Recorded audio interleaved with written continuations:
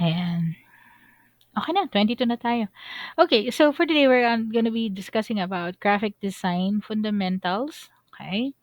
So for graphic design, it's actually a process in which we use typography, images, colors, icons, and other illustrations to communicate visually. So the actual term was actually coined by William Addison Dwiggins in 1992, and he called himself a graphic designer. Now, in current time or in present day, we don't just communicate it visually. We can actually use now different software and also body movements to also show information and emotions. Okay. Now, the basic elements of graphic designs are the following. So, unang-una, you have lines, shapes, form, texture, and balance. So, isa-isahin natin yung bawat isa. So the first one is a line. So when you say line, it actually connects the 2 points. Okay.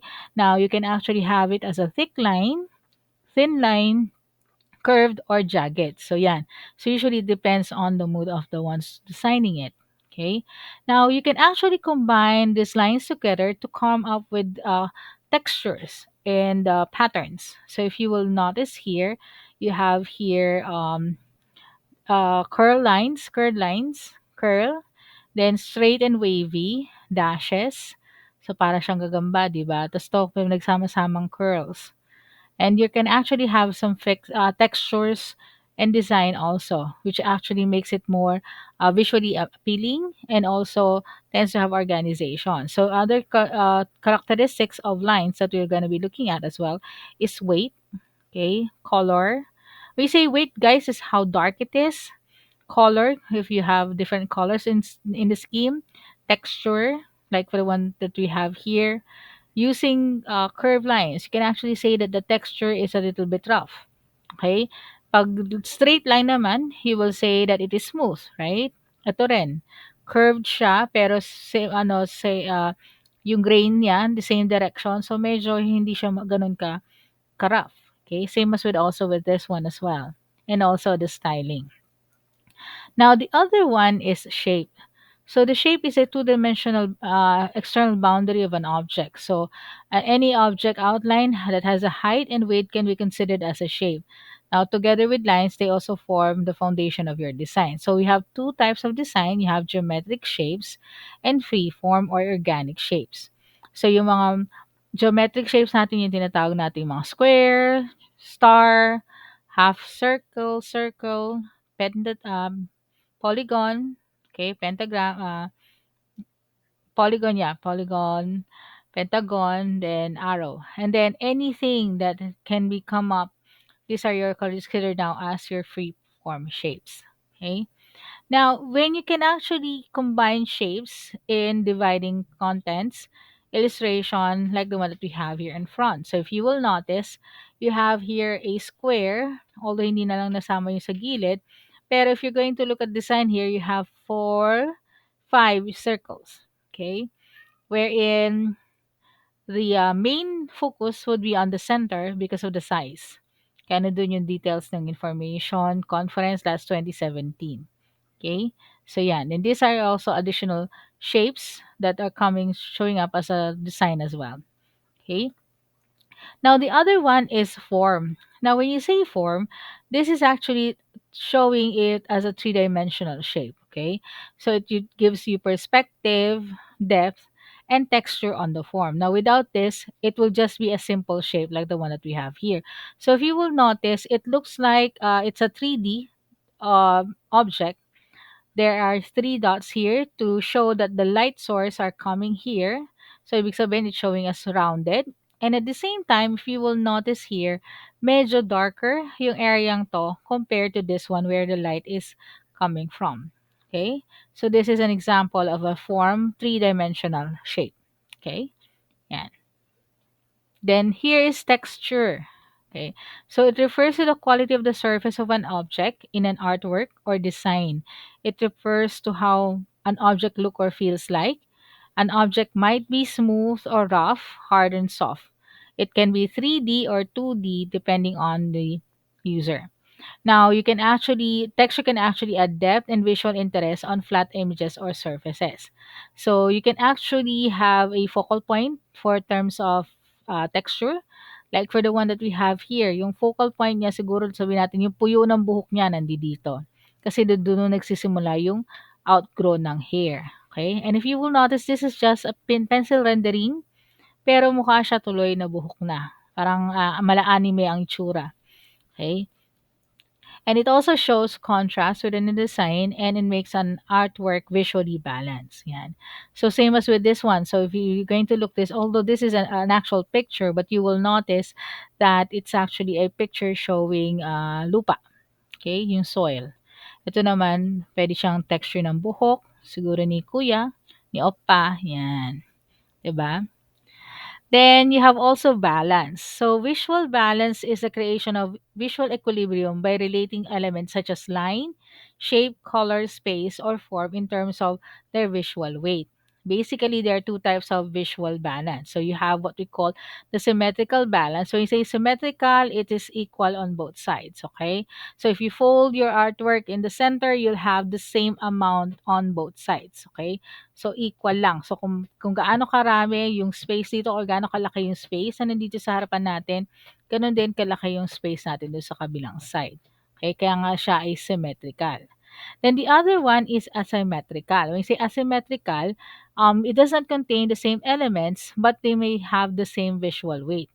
So you will notice here, although the design or the logo that you have here is not no longer on the center, but it's on the left side of the screen.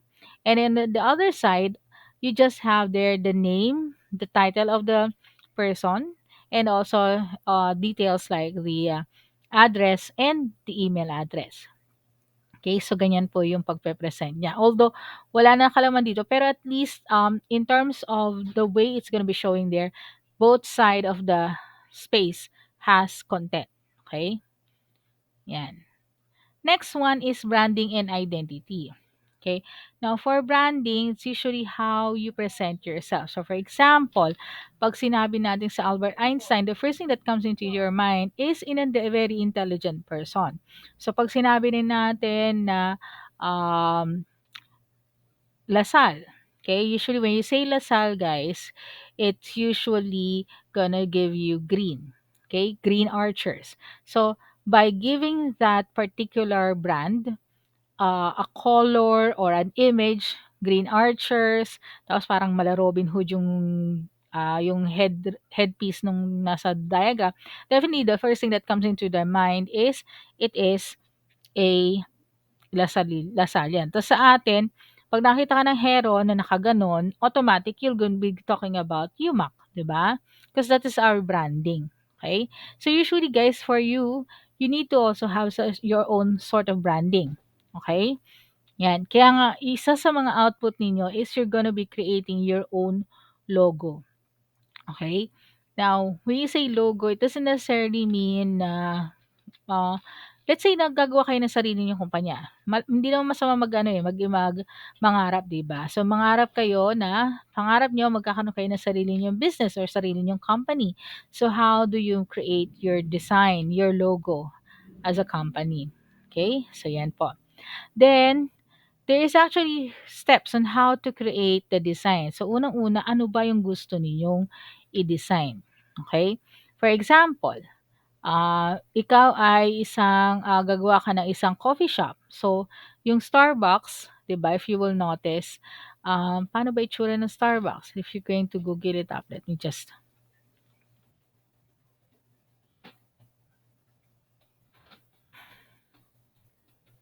okay. So, if you're going to Google up Starbucks over time, yan. So, you will notice it actually changed. Yan. Okay? So, parang naging, yung branding ng Starbucks, every time you see this mermaid with two tails, you'll automatically remember that it is Starbucks. Although ito yung original na logo ni Starbucks, nag-evolve siya hanggang sa ito na lang siya hanggang ngayon. Okay? So, pag nakita nyo kagad, ay, Starbucks, tapos makita nyo sa taas, Starbucks pala. 'Di ba? So, yan. That's another thing to remember. Yon. Next, conduct your market research. So usually you're going to be looking into a deep analysis on your target audience, on what their personalities are, with which will lead you to your next step, which is getting a personality. So, for example, if you're going to be going to for a for coffee shop, okay, or tea shop, sino target audience mo? Are you going to be targeting the millennials? Okay? Or are you going to go for the ultra rich? Okay? So usually kasi, remember if you this will actually tell you what the personality of your shop is going to look like. So for example, if you're going to be targeting millennials, so definitely your colors, the design of your shop or your logo itself should somehow capture this logo or this group of people. And if you're targeting the elite, of course, iba yung style din. So you might be looking into very simple design, parang letters lang tas yun na. Kasi usually yung mga yung mga elite gusto nila yung mga simple, yung mga classy design. Yan. Hindi puwede ayaw ng mga yung ibang elite ayaw nila na masyadong maingay yung mga logos kasi parang hindi sila appealing sa taste nila. Okay? And then, after you've established who are you going to be looking into or who are you going to be tapping into as your customers, you can actually design now your logo. Okay? So, here are some examples of logos that we have. So, unang-una, ayan, wait lang, is for example, si Amazon. Okay, let me just pull up again the PowerPoint, the picture. Yeah, so if you're going to look up, let's say, logo of Amazon. Ayan. Yan. So, Amazon actually changed over time. So, originally, this is the logo of Amazon hanggang sa naging ganito na siya. Okay, so originally, ito, Amazon.com. Then, it became A. And now, it's just a simple this one. Okay, so this is the current logo of Amazon. Okay, para nakangiti. And then the other one that I have here on the PowerPoint is how about Google? 'Di ba? So let's look at the evolution of Google.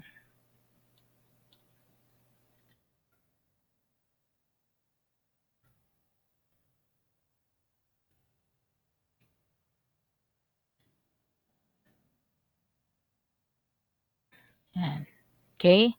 So originally this most likely is the logo of Google and then later on it evolved. So this is now how it looks like. Okay?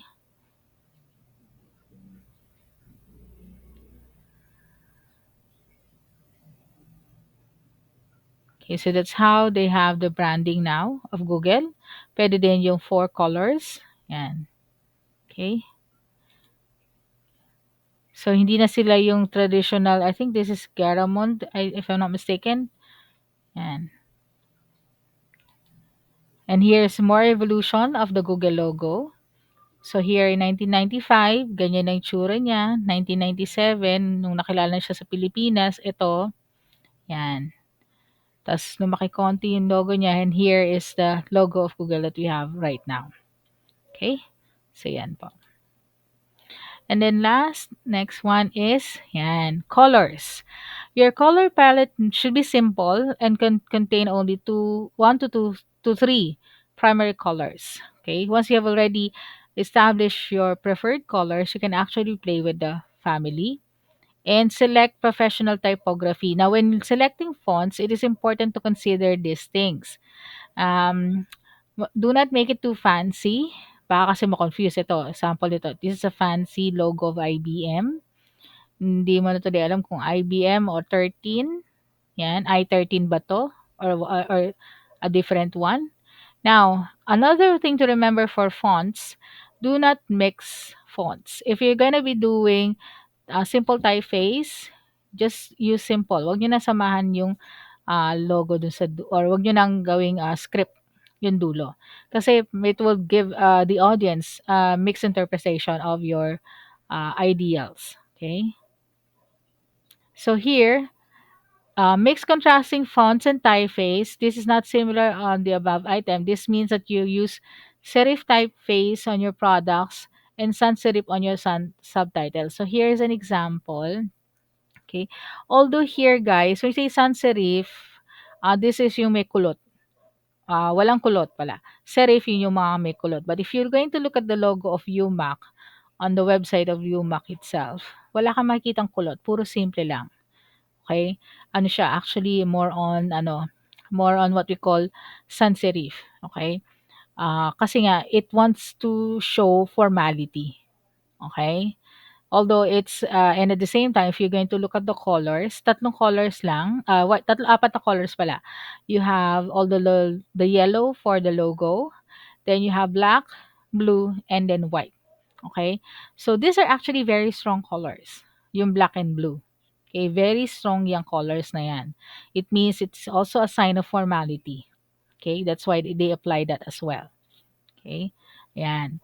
Now, if you're going to add graphics, make sure that it is visually appealing. Yan, and it will be able to support your design. Okay, now the next one is layout and composition. So when you say layout, this is the way you're gonna be arranging your design.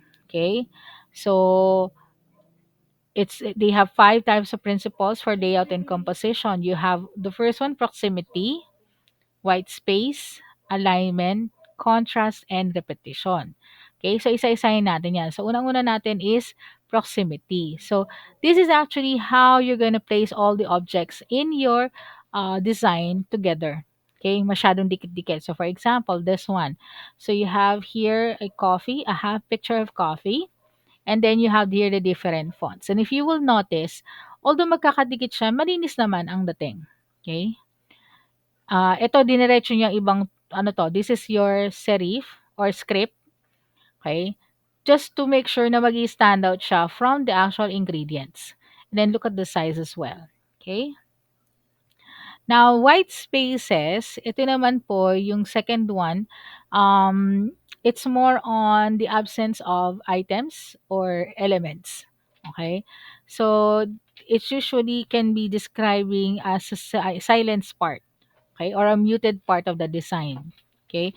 'Pag masyado naman kasi marami pong, design yung inyong logo or yung inyong, ginagawang design rather, medyo ano siya, mahirap i-digest. Hindi siya nagiging appealing. Now, there are two types of white spaces. Meron tayong tinatawag na micro white spaces. Okay, usually can be seen in between paragraphs. Like for this one, this is already a micro white space. So you will notice, importante ang spacing sa paggagawa ng PowerPoint. And the other one is macro. So this is between context and elements. Okay? So yan, ito is an example. Yan. So here's an example showing how spaces are important. This one is a normal, I think this is very, um, tawag to, compacted na spacing sa paragraphs. While the other one is showing is medyo space out siya konti. And if you will notice, mas magandang basahin or mas appealing sa mga nagbabasa if it's very spaced further. Okay? So maayos yung pagkaka-space nila. Okay? And then also another one is focus. So you use macro white spaces like the ones here. Okay? For you to focus on what is available, which is here, the Apple MacBook Air. Kumbaga wala kang nilagay sa ibang paligid. And if you will notice, ang ganda ng appeal kasi doon ka kaagad sa gitna titingin. Kasi walang pumupukaw sa attention mo sa gilid. Sa gitna lang. You have here the side picture of the MacBook and then the word Air on the back. Kumbaga parang doon ka titingin mismo sa MacBook. Doon ka nakafocus. Okay? So yan. And then, increase interaction rate. So if you will notice, this is actually the best example for interaction kasi wala kang ibang, if you go to the Google web page, wala kang ibang pupuntahan. Okay, pasensya na, meron nakalagay dito. Kasi nung in-screenshot ko siya, guys, nandiyan pala yung ano ko, Dropbox logo ko. Pasensya na, dapat wala yung Dropbox eh. Napasama siya nung in-screenshot ko siya. Okay? So, yan. So, dapat wala siya, nasama siya tuloy. Anyways, if you're going to Google it up, if you're going to go for a live, okay. So if you go to a page, ayan. Ayan. So wala kang ibang pupuntahan dito kung hindi mag-type dyan. That's how it is important to increase interaction rate. Kumbaga, Google is a page that is supposed to be a search engine or a search engine page. So as a search engine page, wala kang iba na titingnan. Another brand na naging kilala noon as a search engine was Yahoo. It was supposed to be a directory page. However, if you're going to look at Yahoo, kaya hindi siya nag-evolve is masyado siyang ito, let's see. Baka punta kasi sa if you go to Yahoo, naging email na lang tuloy siya. Saan na yun? Home, yan. This is usually the typical thing that you would look up for Yahoo. Masyado siyang marami details like yung advertisements. Although this is good for financials or for marketing, pero it's if you want to be a directory, marami kang nilagay na hindi dapat ilagay. Okay? So, ang dami na kumbaga nakabulatlat na kagad sa harapan mo. Parang hindi ka na tuloy maghahanap pa. Okay? Although it's good for some, pero yung iba kasi parang hindi siya visually appealing. Yun yung problema. Okay? Then next is guide your users through local grouping. So usually the white space helps you to achieve proximity of design. Then branding and design tone. Okay? So going back to sa steps natin kanina, you usually apply white spaces in your design to help your create your brand's personality. Then another example nito is, let's say, tingnan natin, branding ng HSBC. Okay? So if you're going to go to HSBC,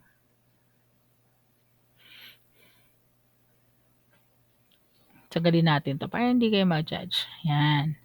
So if you will notice, simple design, then nilagay nila yung pang-catchy, and then they have a good way of presenting the white spaces, okay?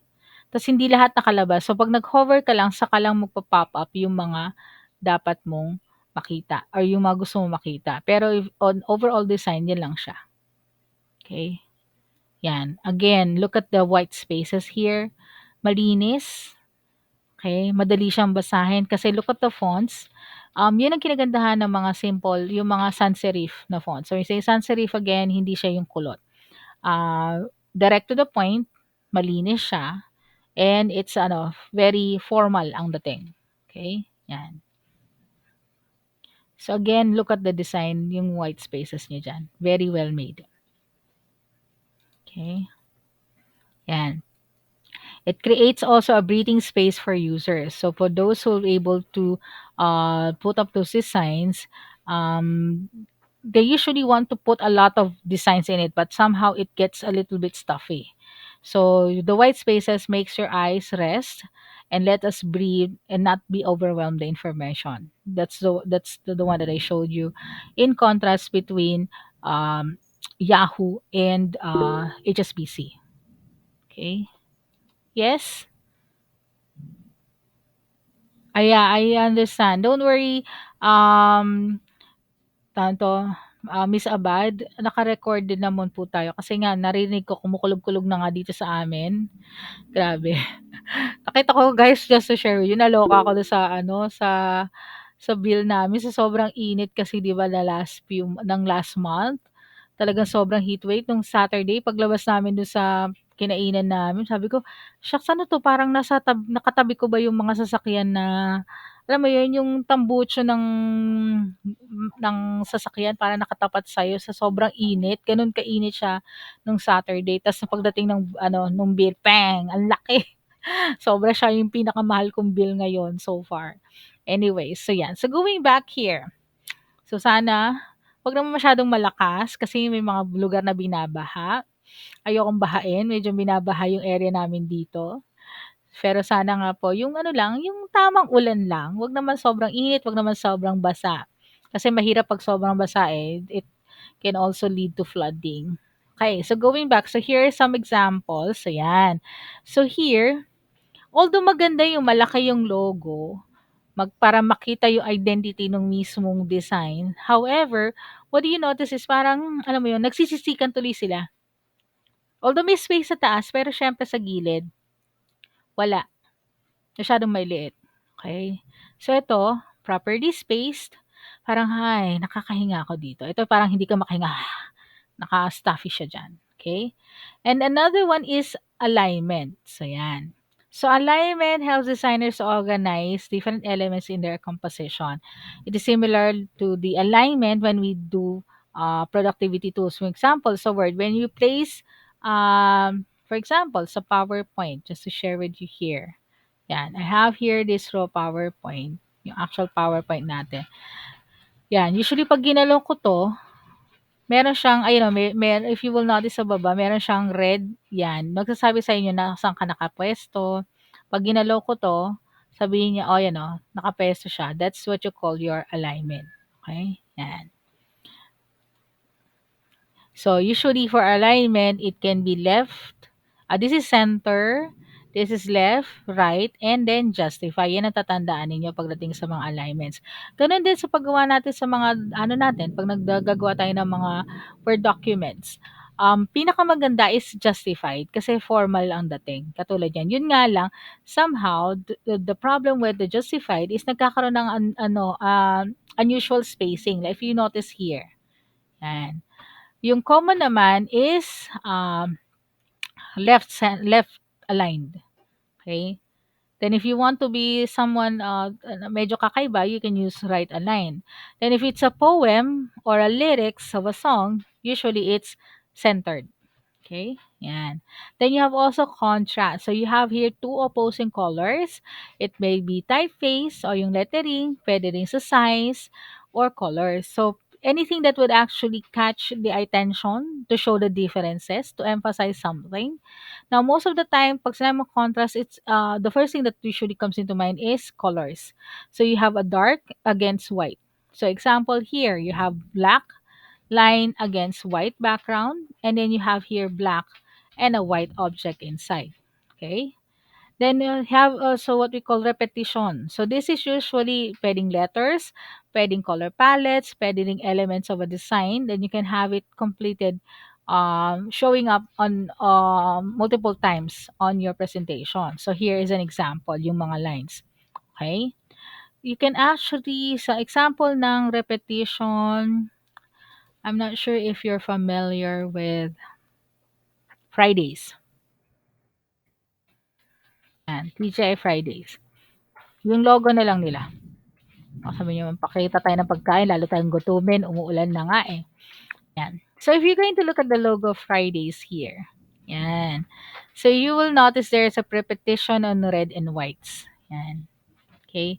Although it has changed, pero I mean, the logo still stays the same, the letters, and then the colors as well. Okay? And then also yung lines, the repeated lines as well. Okay? Yan. Okay? So let me just change my presentation. Wait lang guys. Exit ko lang yan.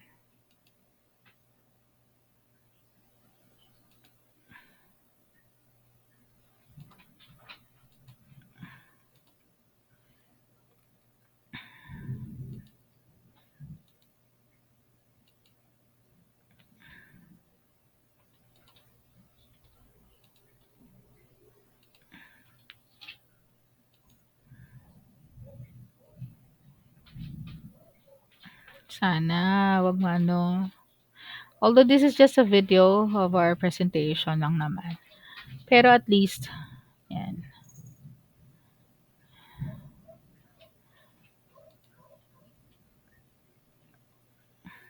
Yan. So here. The fundamentals of design are the basis of every visual medium, from fine art to modern web design. Even small details, like the fonts that make up most compositions. What do these examples have in common? Some very basic elements, including line, shape, form, texture, and balance. They might not seem like much on their own, but together, they're part of almost everything we see and create. The fundamentals can be intimidating, especially if you don't consider yourself an artist. However, there's a lot they can teach you about working with different assets and creating simple visuals from scratch. Let's start at the beginning with one of the most basic elements of all, the line. A line is a shape that connects two or more points.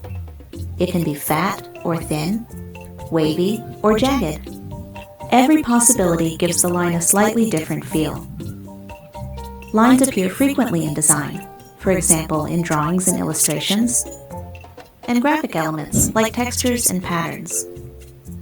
They're also common in text compositions, where they can add emphasis, divide or organize content, or even guide the viewer's eye. When working with lines, pay attention to things like weight, color, texture, and style. These subtle qualities can have a big impact on the way your design is perceived. Look for places where lines are hiding in plain sight, for example in text. Even here, experimenting with different line qualities can give you very different results. A shape is any two-dimensional area with a recognizable boundary. This includes circles, squares, triangles, and so on. Shapes fall into two distinct categories: geometric, or regular, and organic, where the shapes are more freeform. Shapes are a vital part of communicating ideas visually. They give images heft and make them recognizable. We understand street signs, symbols, and even abstract art largely because of shapes. Shapes have a surprising number of uses in everyday design. They can help you organize or separate content, create simple illustrations, or just add interest to your work. Shapes are important because they're the foundation of so many things. Learn to look for them in other designs, and soon you'll start seeing them everywhere. When a shape becomes 3D, we call it a form. Forms can be three-dimensional and exist in the real world, or they can be implied, using techniques like light, shadow, and perspective to create the illusion of depth. In two-dimensional design, form makes realism possible. Without it, a bouncing rubber ball is just a circle. A 3D building is just a series of rectangles. Even flat designs use subtle techniques to hint at form and depth. In everyday compositions, the purpose of form is the same, but on a smaller scale. For example, a simple shadow can create the illusion of layers, or give an object a sense of place. Basic forms can bring a touch of realism to your work, a powerful tool when used in moderation. Texture is the physical quality of a surface. Like form, it can be three-dimensional, something you can see and touch, or it can be implied, suggesting that it would have texture if it existed in real life. In design, texture adds depth and tactility to otherwise flat images. Objects can appear smooth, rough, hard, or soft, depending on the elements at play. For beginners, textures make great background images and can add a lot of interest to your work. Look closely, and you may find texture in unexpected places, like distressed fonts and smooth, glossy icons. Just be careful not to go overboard. Too much texture in a single design can quickly become overwhelming. Balance is the equal distribution of visual weight. In other words, how much any one thing attracts the viewer's eye. Balance can be affected by many things, including color, size, number, and negative space. Mastering balance can be tricky for beginners because it does take some intuition. Luckily, the design world is full of examples that can help you understand its different iterations. Symmetrical designs are the same or similar on both sides of an axis. They feel balanced because each side is effectively the same, if not identical. Asymmetrical designs are different, but the weight is still evenly distributed. The composition is balanced because it calls attention to the right things. Many people use a strategy called the rule of thirds. This imagines your work area divided into a 3x3 grid. The focal point of the image is placed on or near one of these lines, creating visual balance with the rest of the space. We find this type of composition appealing because, according to studies, The human eye naturally follows this path when scanning a design. The fundamentals of design are all about the bigger picture. In other words, learning to appreciate the many small details that make up every composition. This insight can be applied to almost any type of project, whether you're creating your own graphics or just looking for simple ways to enhance your work. Thanks for joining us for the fundamentals of design. Check out the rest of our design topics, including color, type.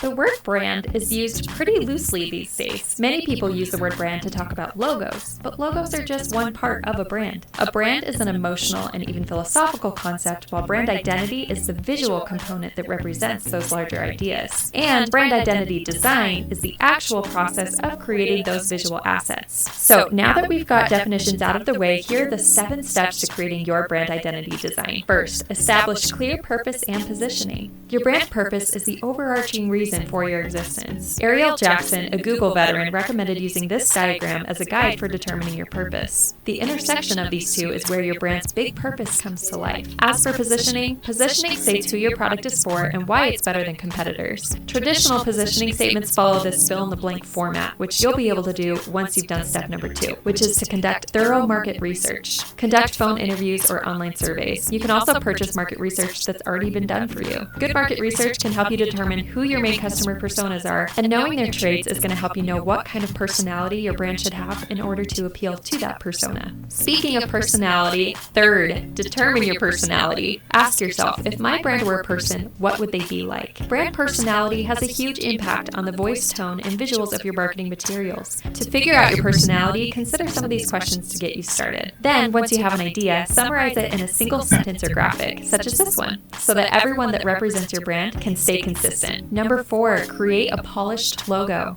So the 3 most important things to keep in mind when designing your logo. You want to keep it simple, scalable, and memorable. Take the Amazon logo, for example. The 5th step is to create an attractive color palette. Your color palette should also be pretty simple, with only 1 to 3 primary colors, supported by secondary colors to help keep things not lame. The 6th step, select professional typography. A few quick rules to follow when selecting your fabulous fonts. Don't get too fancy, don't mix more than 2 fonts at a time, do mix contrasting fonts, such as serif and sans serif, and don't over-hyphenate. Just a few rules to get you started. The 7th and last step to developing your brand identity design is to choose on-brand supporting graphics. Your brand identity should include a visual library of supporting graphics, design assets, icons, and photographs. So, in summary, if you want to develop a lasting brand, you gotta put in the work. And these 7 steps are a great start.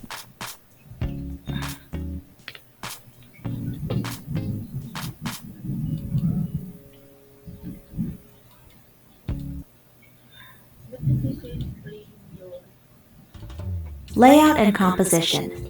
In a way, they're the foundation of design. They give your work structure and make it easier to navigate, from the margins on the sides to the content in between. Of course, it's not just about working with text. Composition matters in other mediums too, like graphic design, web design, and much more. Without a well-composed layout, your work would basically fall apart. The key to mastering layout and composition is to think like a designer. Luckily, it's easier than it sounds. There are 5 basic principles that can help you transform your work and sharpen your eye for design. Let's start at the top and work our way down. Proximity is all about using visual space to show relationships in your content.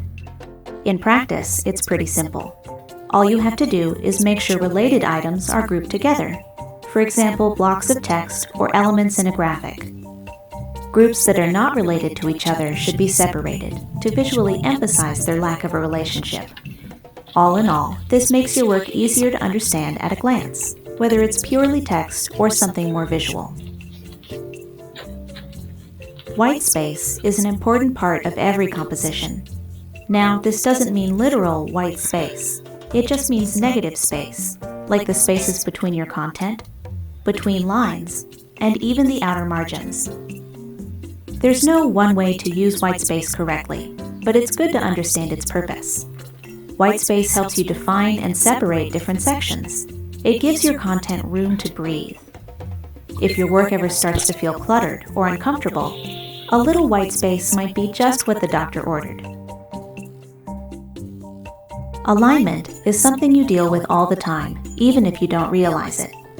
Whenever you type an email or create a document, the text is aligned automatically. When aligning objects by yourself, for instance, images or separate text boxes, getting it right can be tricky. The most important thing is to be consistent. Let's take a look at what that means. It might help to imagine your content arranged inside of a grid. Notice how there's an invisible line centering each image to the text? Each grouping is also evenly spaced and aligned, with equal-sized margins. It's that attention to detail that makes the composition easier to navigate. Without consistent alignment, your work could start to feel disorganized. Contrast simply means that one item is different from another. In layout and composition, contrast can help you do many things. For example, catch the reader's eye, create emphasis, or call attention to something important. There are lots of strategies for creating contrast. You can use color, adjust the size, shape, or visual weight of an object, or use contrasting styles of text. Contrast is also closely tied to hierarchy, a visual technique that can help the viewer navigate your work. In other words, it shows them where to begin and where to go next, using different levels of emphasis. Establishing hierarchy is simple. Just decide which elements you want the reader to notice first, then make them stand out. High-level or important items are usually larger, bolder, or more eye-catching in some way. Repetition is a reminder that every project should have a consistent look and feel.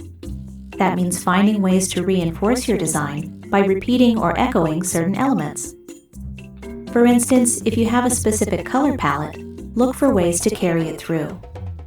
If you've chosen a special header style, use it every time. It's not just for aesthetic reasons. Being consistent can also make your work easier to read. When the viewer knows what to expect, they can relax and focus on the content.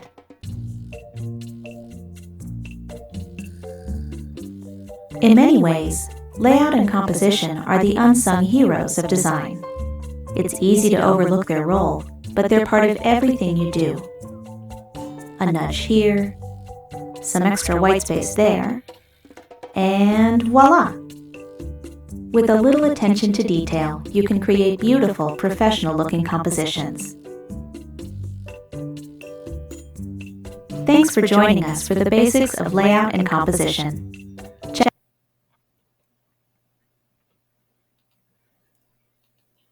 Okay, so that is for layout and composition. Now, let's discuss your output for this week.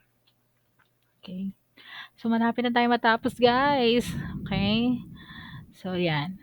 So, for this one, you have, isa muna, yung assignment muna. So, you have assignment here, yung sample of elements of design. So, ang magagawin nyo po is using your mobile phone, you're going to find out, you're going to capture the elements as discussed. Okay? So, the deadline po nito, wait lang, ba't naka-view?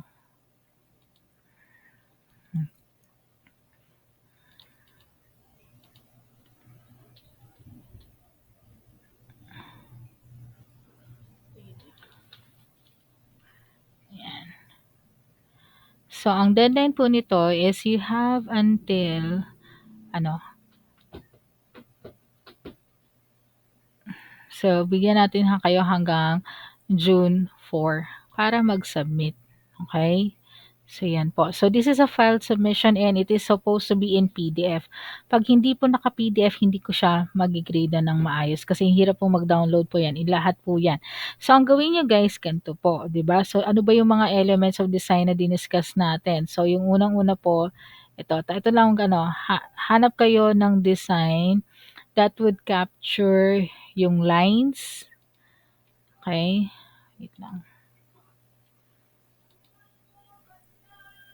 Yan, that would capture line, shape, form, texture, and balance. So, sa bahay ninyo, ikot kayo, kaya sa labas ninyo. Okay? Since 2 linggo naman ho to malamang. So, you have plenty of time. So, hindi naman kayo sa stuck na wala na tayo sa ano, hindi na tayo naka-quarantine. So, you can actually go out. You can look for lines, shapes, form, texture, and balance. So, yung pag na-picturean nyo na po yan, ang gagawin ninyo po is isi-save nyo siya sa isang Word document or kaya sa isang PDF, okay? So, save niyo siya sa ano na, i-save niyo siya sa loob ng isang PowerPoint file.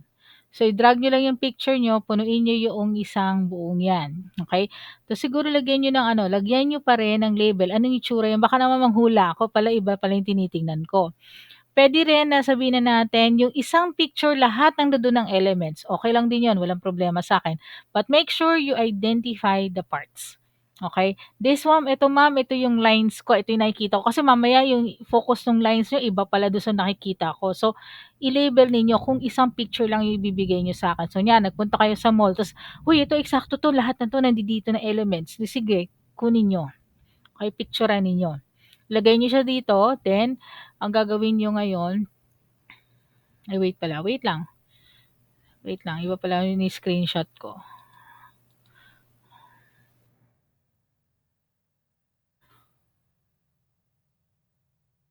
Wait lang guys, iba pala nakikita ninyo.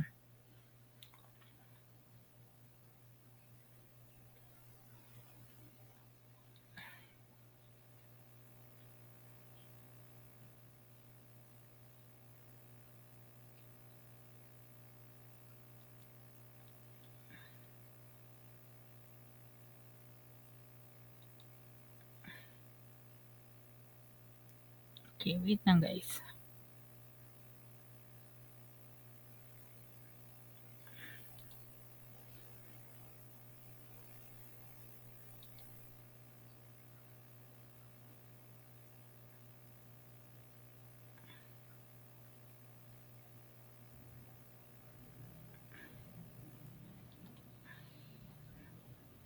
Sige.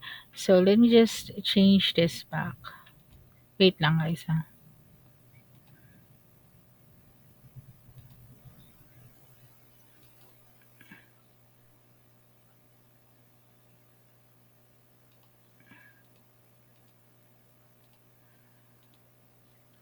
Okay. So, let's say gamitin niyo PowerPoint, puwede ding Word. So, ang gagawin niyo lang diyan, for example, ito yung picture na nilagay ko. This is already an example na although this is coming from the, internet, this is actually good example already. It has already the lines, ayan o, may lines na siya diyan, may form, may shapes, 'di ba? So, ano diyan na siya. So, just make sure to label it. So, sabihin natin ito, lalagyan niyo diyan siya, "Ma'am, ito po yung" lagyan niyo ng text. Okay, ito po yung line, ito po yung form, ito po yung shape, ito po yung ano, whatever element that you'd like to identify. And then, i-file ninyo, save as PDF lang siya. Okay? Kailangan yung format niya is PDF. And don't forget to label it accordingly. Susulat nyo dyan, last name, Santiago, design, assignment. Yan. Okay? Para at least makilala ko kung kanino yun. So, yan. So, that is for the first activity natin. So, this is for your assignment. So, this is good until June 4, 2022 at 11:59. So, you have 18 days to work on this. Now, yung isa po is yung quiz. Okay? So, this is a multiple item quiz related to the discussion that we have for today. Okay? Saan ka na? I-edit ko na para makita nyo na siya.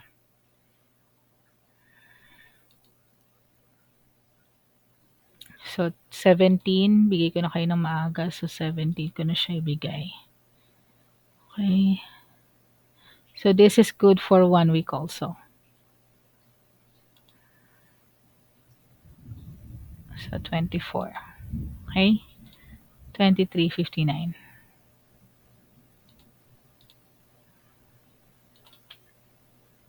Ayan.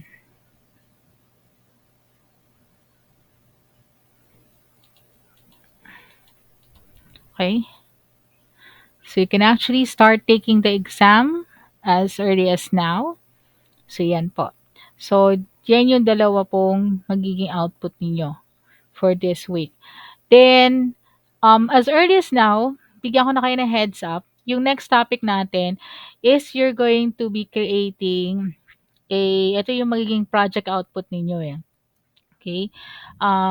You're gonna be creating di ba gumawa kayo ng website ninyo. Gagawa kayo ngayon ng digital um, calling card. Okay? So for your calling card, you can actually use just your PowerPoint to create the calling card. For example, here, dito nyo siya gagawin. Kahit yun na lang, yun mismong para lang makuha ko yung design. Nasaan na ba yun? Ba't tayo lumabas ng, yan, here. So, for example, dito. So, gagawa kayo ng ordinary So, lagay nyo yan, pangalan nyo.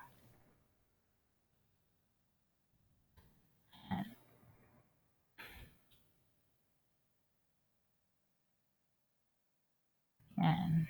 Yan. Tapos, lagay nyo yung title. Hmm.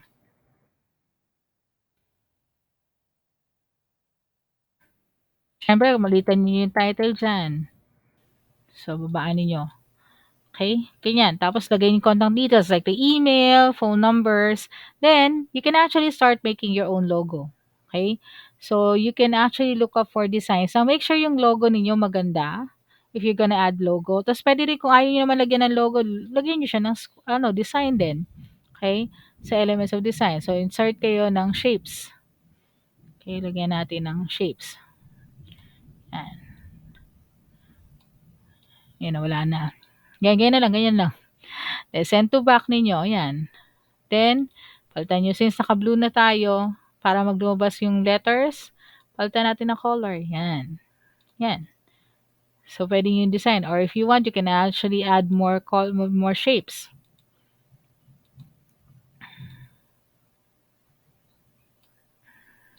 Tapos, ibahin nyo lang ng color.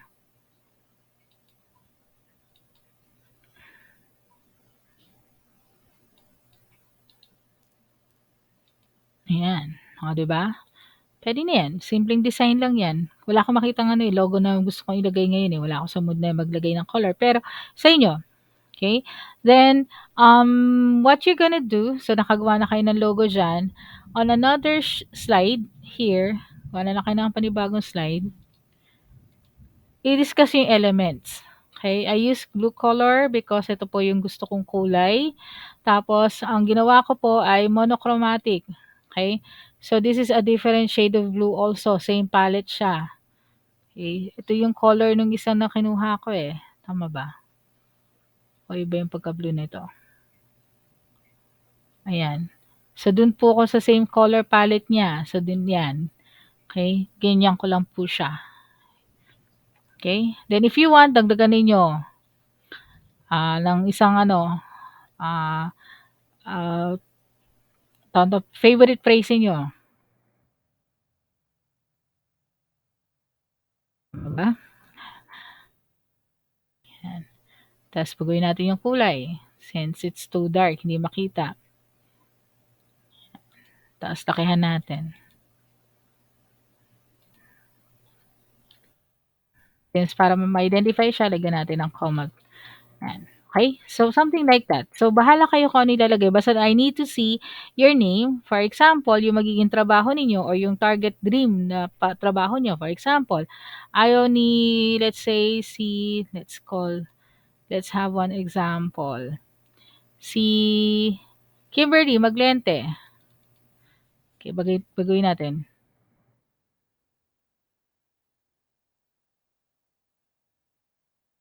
Let's say Kimberly. Nandiyan ka ba, Kimberly?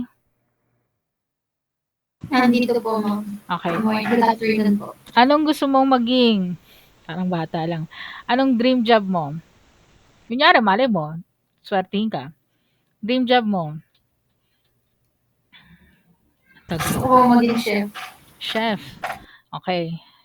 Head chef. Oh, di ba? Head chef. Tapos, lagay ninyo, let's say, wala nang let's say, Hilton Hotel. So, di ba? Hilton Hotels.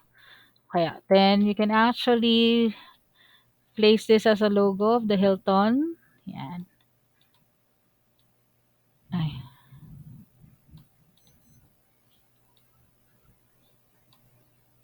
Since maglo-logo kayo, nasa baba pangalan na ngayon ng hotel. Then, hanap tayo ng logo ng Hilton.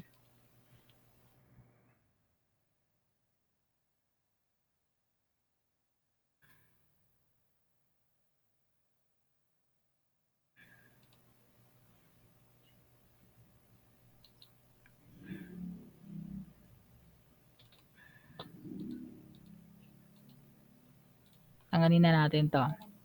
Yan. This is already an example of ano, paste natin. Ayan. Head chef, Hilton Hotel. O, diba? Litan natin konti. Yan. Tapos, lakayan natin si pangalan ni Kimberly. Eh. Yan. Yan. Tapos, para makita siya, since blue masyadong dark, palitan natin ng colors. You can actually edit this using this application. So, yan o. So, para mag-stand out siya. Ayan. Okay?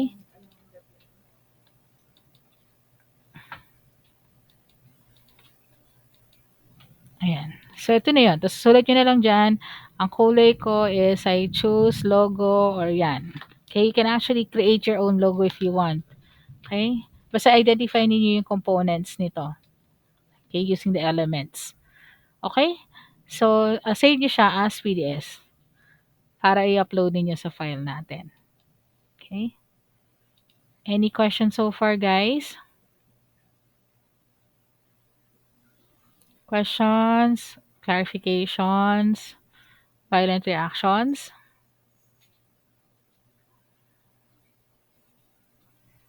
Huy. Guys, are you still there? Ma'am, Yes, questions, clarification. kailan po ipapasa tong ma'am, yung ito pong calling card? Calling card ninyo po, hanggang, binigay ko kayo hanggang, ano na, yan na, June 4. You'll have plenty, yung calling cards nyo, hindi pa naman tayo ngayon, pero simulan nyo na maghanap. Okay, kung magsimula na kayong gumawa. Kasi yun yung magiging project nyo by next week. Okay? So, ngayon pala mag-conceptualize na kayo kasi sometimes some people may take time to conceptualize kung anong gusto nilang maging pagdating ng panahon. 'Di ba? Para may idea na kayo. Okay? So, June 4 pa naman siya. Pero, gawa na rin kayo. Okay. Any other questions? Wala na po. How about the others? Klaro naman? Okay. Sige, since medyo makulumlim na dito at medyo nagsisimula ng kumulog-kulog din ng malakas at jumulan. So I'll go ahead and end this session and I'll see you next week. Okay? Monday ulit, guys. Okay? Bye-bye. Bye, ma'am. Thank you. Bye, ma'am. Bye, ma'am. Thank Thank you Bye. po. you. Bye, ma'am. Thank you po. Bye, ma'am. Thank you po.